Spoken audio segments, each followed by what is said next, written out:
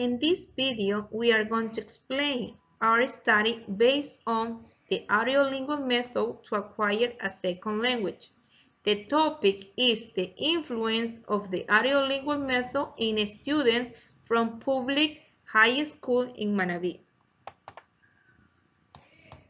This study tried to analyze the use of the audiolingual method for foreign language teaching in the public school of Manabí, to help teachers upgrading their teaching skill and develop student communicative language skill.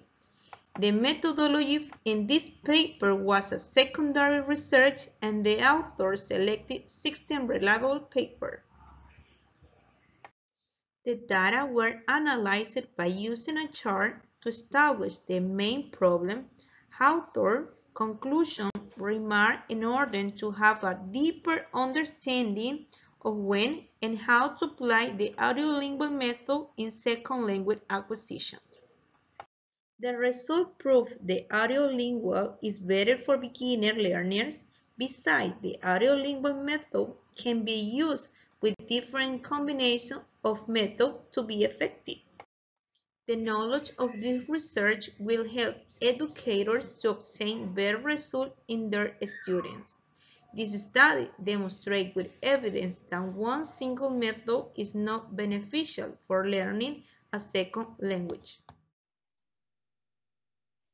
Hello everyone, my name is María Belén Detken and I'm going to continue explaining this paper, the influence of the audiolingual method in students from public high schools in Manabí. Well, I'm going to explain introduction. Well, introduction is, throughout the history of the humankind, the communication has been always necessary, okay? From the beginning of the history with pictures and sounds to nowadays with the different languages. When languages started to appear, the interest of studying them also started to flourish, trying to create friendship or economical bonds. The audiolingual method is one of the most studied methods in teaching and assessing a foreign language, but it has been always a controversial issue for education. Therefore, in Ecuador, where teaching English as a foreign language has been the weakness in the teaching program, the method chosen for teaching has been always undisputed. The education system in Ecuador uses different methods, but the most used is the constructivist. This means they construct the knowledge from the prior one.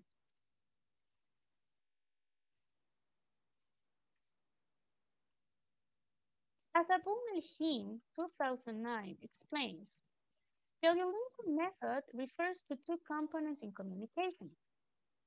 These are audio and lingual. Audio refers to the listening, while lingual to the speaking process. May 2018, in his paper, advocates that English is still considered a formal language for most international conferences. Also, he asserts that people are realizing the purpose of learning English is to use it for communication. While he, in 2019, states that communicative language teaching methods and the audiolingual method are crucial in foreign language teaching. This paper discusses the influence of the audiolingual method in students from public high schools in Manabí, and to bring as a conclusion if it's useful alone or with another method. Thank you. This study is a theoretical research with the main source is to establish the effectiveness of the audiolingual method in the acquisition of the English language in public school in Manabí. This research methodology is qualitative with used documents published after 2007, written in English. The writer used documents analysis to collect the data. The 14 research papers were collected from Google Scholar to obtain updated and relevant information to answer the hypothesis and the research question. Besides, those studies were concerned about applying the audiolingual method with a depth analysis to find scientific evidence if the audiolingual method is beneficial in the educational process for acquiring a second language to improve English skills. The study has carried in 3 steps. First, the author had a meeting to determine a useful approach to obtain a second language. Then, they have conducted a secondary research about audiolingual to determine if the audiolingual is the best way to teach English in public school in Manabí. After that, the author highlighted, analyzed, and determined significant aspects. Finally, the research completed a table provided by Professor Mauro Ocaña, PhD, which includes the name of the study, the main problem, the type of research, technique, result, and remark, to confirm or disconfirm if the audiolingual method is adequate for language acquisition. Language acquisition has diverse theory, methods, and approaches which have emerged through the years in the learning process of acquisition of a second language. Mead, explaining that good teachers believe in educational methods. Hence, this research intends to know if the audiolingual method helps learners acquiring a second language performance in speaking, writing, listening, and reading. Linguistic methodologists, psychologists, and researchers have their criteria based on investigation and study to understand language acquisition. The author have analyzed a variety of papers to establish scientific evidence to apply audiolingual method to achieve that students produce the target language.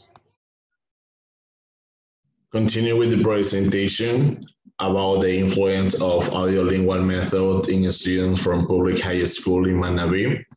I'm going to talk about the results, and after analyzing 14 papers in Google Scholar about audiolingual method, we have found the following. First, this method gives better results in early ages. The method for teaching children should maintain the characteristic of children in order that the students can learn the target language optimally. One of the common principles that may be considered to develop or choose methods for children is that the learning a foreign language. Second, proponents of the theory say the audiolingual method helps to foreign students to learn a new language, whether this method is combined with other methods. To combine more than one method is one of the best ways for teaching reading or to the learning. Critics of this theory say the audiolingual method is more effective in early ages, but in teenagers. But in teenagers, in turn, bored. As Morgales points out, the audiolingual approach results is a lack of students' motivation, arising in large part from parent drills that have a tendency to become boring.